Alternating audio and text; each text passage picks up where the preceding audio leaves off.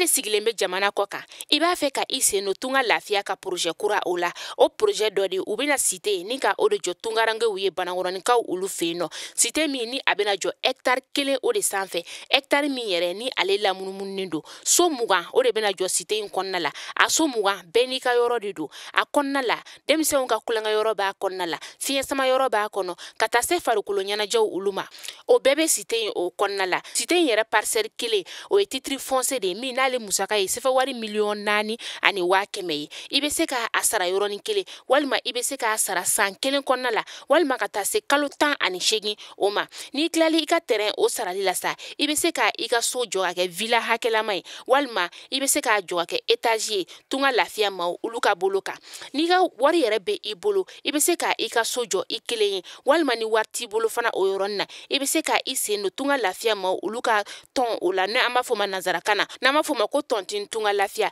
walasa ka se ka I ka so ale jɔ cité o kɔnɔna la o t'a bannen dɛ tunga lafiya ma o bɛna tila ka immeuble fana jɔ cité in kɔnɔna la immeuble min n'i bɛ se ka appartement o san chambre 3 de b'a kɔnɔna la ale ni salon 1 a musaka bɛ t'i jɔ sefa wari 15,000,000 la ka taa se sefa wari 17,000,000 ma I bɛ se ka o fana sara dɔɔni fo ka taa se san 2 ani tila ma.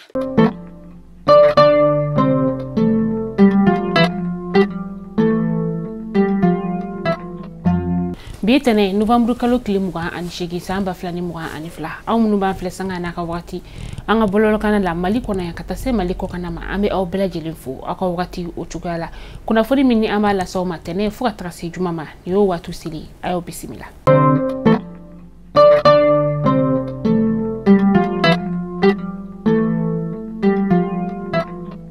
Kunnafoni daminɛ bi an bɛ se ka fɔ ko tare ka sababuya kɛ an ka ministre ɲɛmaa n'o ye dɔgɔtɔrɔ Choguel Kokala Mayiga ye a fari kɔni o jora a kan o de la jumadon November kalo tile 25 san 2022 an ka cɛmancɛ fanga jamana ɲɛmaa n'o ye colonel Asimi Goita ye a ye a bisimila a n'o tilalen kuma kɔnɔna la wagati min na sa dɔgɔtɔrɔ Choguel Kokala Mayiga a ye foli kɛ ni ka ɲɛsin maliyɛnden kelen-kelenna bɛɛ lajɛlen ma kɛrɛnkɛrɛnnenya politikilakaw ka taga se a jɛkɛɲɔgɔn olu bɛɛ lajɛlen ma minnu ye ŋaniya ɲumanya ta ka ɲɛsin a ma ka bana o kɔnɔna la dɔgɔtɔrɔ Choguel Kokala Mayiga a ka waleɲuman dɔ o sera an ka cɛmancɛ fanga jamana ɲɛmaa ma n'o ye colonel Asimi Goita ye ani a takɛɲɔgɔn finitigilakaw ka taa se finitigi gansan ma olu kelen-kelenna bɛɛ lajɛlen ma u ye cɛsiri min ni ka a kɛ fanga o kɔnɔna la a ye foli kɛ ka ɲɛsin colonel Abdoulaye Mayiga fana ma min n'o kun kɛlen no ka a nɔ labila waati kunkurunin o kɔnɔna la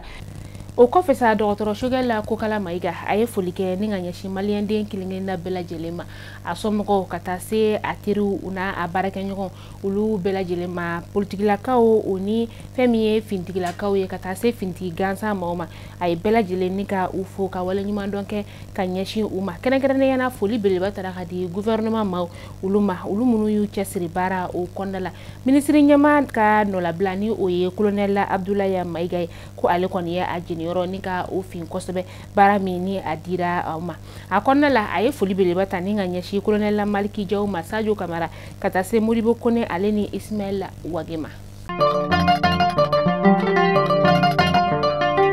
An bɛ to an ka cɛmancɛ fanga ka kunnafoniyaw kɔnɔna la hali sisan nɔ an ka cɛmancɛ fanga jamana ɲɛmaa n'o ye colonel Asimi Goita ye jumadon November kalo tile 25 san 2022 chinois ka lasigiden bɛ an ka jamana o kɔnɔna la yan nɔ ni o ye Chen Shihong ye a ye a bisimila ani a nɔfɛmaw bisimilali in kɔnɔna la sa a yirala k'a fɔ ko chinois kɔni olu bɛ na fɛn min ye usine ni ka o jɔ kucalakaw olu fɛ yen nɔ usine min ni ale bɛna ɲɛsin kɔɔri ale bɔko fɔlɔ o ma ni usine yɛrɛ bɛna tijɔ tɔni 20,000 o bɔɲɔngola ni a bɛna kɔɔri ka o bayɛlɛma ka kɛ juru o ye a filanan o bɛna kɛ an ka faba o kɔnɔna la yan nɔ min ni ale bɛna tijɔ tɔni 50,000 o bɔɲɔngola san o kɔnɔna la o bɛɛ lajɛlen bɛ tijɔ tɔni 45 la fɛn min ye CMDT ale ɲɛmaa ye ni o ye dɔgɔtɔrɔ Nango Dambele ye ale ni y'a yira k'a fɔ ko kɔɔri ale bayɛlɛmali kun tɛ kɛ anw ka jamana jamana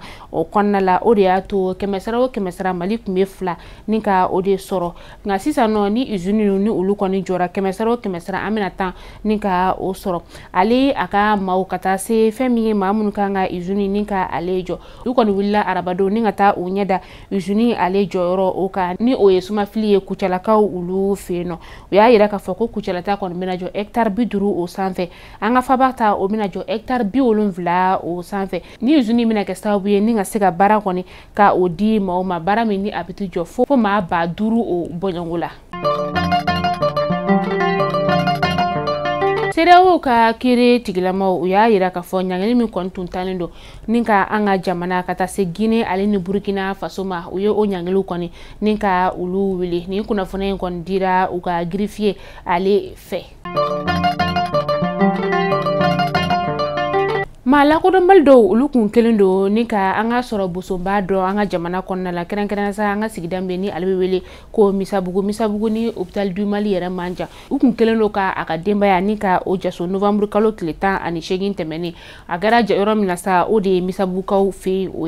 ya ira ka fo ko ni demba ya ma yera kumeti jo matan o boyangula amata na sa musonani demsani woro kuno novembre kalo tlemugani wolonvla sa amba flani muga ani fla na ya kana tani vla temeni wakati minasa anga fintigila ka ukoni ni manu nika udododo kuna fundiu ulu kofe ninga ta tekeda uka we yira ka fo manu koni dobe tujo feminye wala fodo bala nazara fla obala kata se mali nazara do fana obe ala manu jesura ulu kon sira ka labla anga fintigila ka ulu fe novembre kalo klitan shegin temeni sa amba flani muwa ani flani manu jesoba yere koni ukunya yira ka fo ko ka sefa wari million keme kononton ka ode sara wala sa uka seka ni manunu nika ulu labla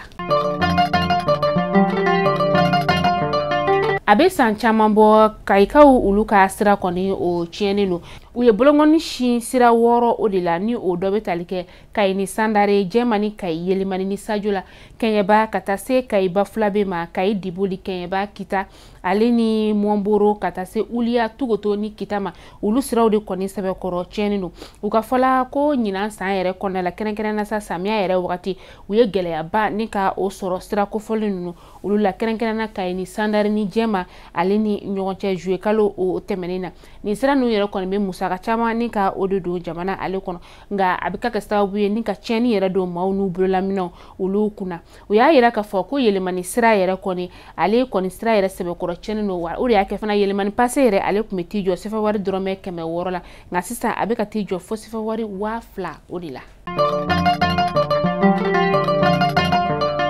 amta gauka ulu feno uka nega jurustra koni ale yobo yabaleno abe kalo kelembo ni wakati na uka shifina ka ulu koni yuka dusmatoro nika uira ambeta dugudo la mi na alini tumia yere manja nyogona chedo ale afurumso kono mafale nika o kantike ka dusu bole mbato ka klatuguni ka gulofana nika oto akono akume kiri tigilama ulu nyema ulu ye anyininga akoni ma iche amso fakale ko kumala aya yira ka fo ko ni ay kale furumso inkoni nika abone anina ko muso koni banka ale ka finno nika ode ko ani nyangelimi ka kan kiri tigilama ko ye o daka jana nga kuna funda tu amita ko kan kibarula amita Mauritanie ka uluka jamana o konnala Mauritanie jamana nyamani o Mohamed Ould Cheikh Al Ghazouani bi tenendoena aya yira ka fo ko aka furuba chekelo kataka se fintigila ka ulu ma ko dobina fara ulu saraka kemesara abena mugani ka o faraka janvier kalo natai o damnela aka kuma konnala sa jabarani so ula aya yira ka fo ko ni metalike ka nyeshin uka jamana ka yerma horonya tako biorani flana nyana jaw uluka mi na bena kay bi novembre kalo tlimuga ani shegin samba flani muga ani fla